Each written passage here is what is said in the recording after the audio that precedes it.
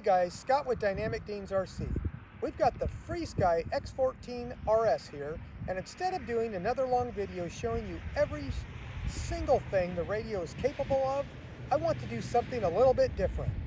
We're going to assume you've never touched a FrSky radio. You've never used ETHOS.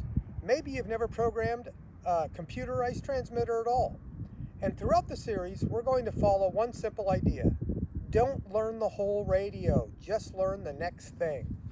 That's going to be our approach from beginning to end. We're going to take the AeroScout, install a FrSky receiver, and set up the entire airplane from scratch. But we're not doing it all today. We're going to do it one step at a time in short videos without trying to learn everything this radio can do before we ever get the airplane off the ground. So here's our classroom. One FrSky X14RS, one AeroScout with absolutely nothing programmed into this radio, and one FrSky Archer Plus SR6 light receiver. I chose the AeroScout for a reason. It's simple, it's stable, and it's exactly the kind of airplane a new RC pilot might actually be learning to fly. And to fly it, we really only need 4 basic controls: throttle, rudder, elevator, and aileron. That's where we're starting. Before we begin programming anything, let's get familiar with what we're actually holding. We're obviously got our 2 sticks. On a typical Mode 2 setup, the left stick controls throttle and rudder. The right stick controls elevator and aileron. Then we've got all these switches, knobs, and sliders. And if you're brand new, this is probably where a radio like the X14RS starts looking a little intimidating. Don't let it. You don't need to know what all of these do. In fact, right now, most of them don't need to do anything at all. As we build this airplane, we'll give them jobs when we actually need them. Okay, maybe we'll put our rates on one switch. My preference is ST. I like having a low, medium, and high rates. We'll also, obviously, we'll want a throttle cut for safety. There's a good 2-position switch here. And then we're going to also have to set up the gyro. And again, my preference doesn't mean you have to use these. I like this switch here. So I do self-level, gyro off, and then the environmental correction, the stabilize mode. We'll add each feature when we have a reason to use it. And more importantly, I'll explain why we're adding it before we worry about how to program it. And then we have ETHOS. ETHOS is simply the operating system running the X14RS.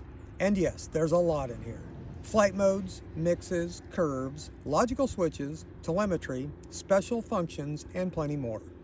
We're not going to try to learn all of it, because none of that matters right now if our goal is simply getting our first 4-channel airplane working. So here's another rule for this series. If you don't need it yet, we're not learning it yet. Instead, we're going to learn ETHOS by solving actual problems on an actual airplane. We need the elevator to move. We'll learn how to make the elevator work. It's moving backwards. We'll learn how to reverse it. We want less controlled movement while we're learning to fly. That's when we'll learn about rates and expo. We want some help keeping the airplane stable. That's when we'll learn about stabilization. And we want the airplane to start sending information back to our radio. That's when we'll talk about telemetry. Every feature has a reason. And we're going to do all of this with actual FrSky equipment installed in an actual airplane. We'll install our receiver, we'll connect our servos, we'll register and bind to the X14RS, we'll create the AeroScout as a new model in ETHOS. We'll check our control surfaces, and then we'll start adding features one at a time until the AeroScout is completely set up and ready to fly. And hopefully, somewhere along the way, something else happens. ETHOS stops looking intimidating. Because instead of trying to memorize a radio, you'll understand what you're asking the radio to do. That's what I want somebody who's completely new to FrSky to get out of this series. You don't have to learn ETHOS before you can use an ETHOS radio. We're going to learn it by using it. So next time, we're going to start with a completely blank model and create our AeroScout and the X14RS. One airplane, one step at a time. And if you remember nothing else from this first video, remember the idea we're going to carry through the entire video series. Don't learn the whole radio, just learn the next thing. We'll see you in episode 2.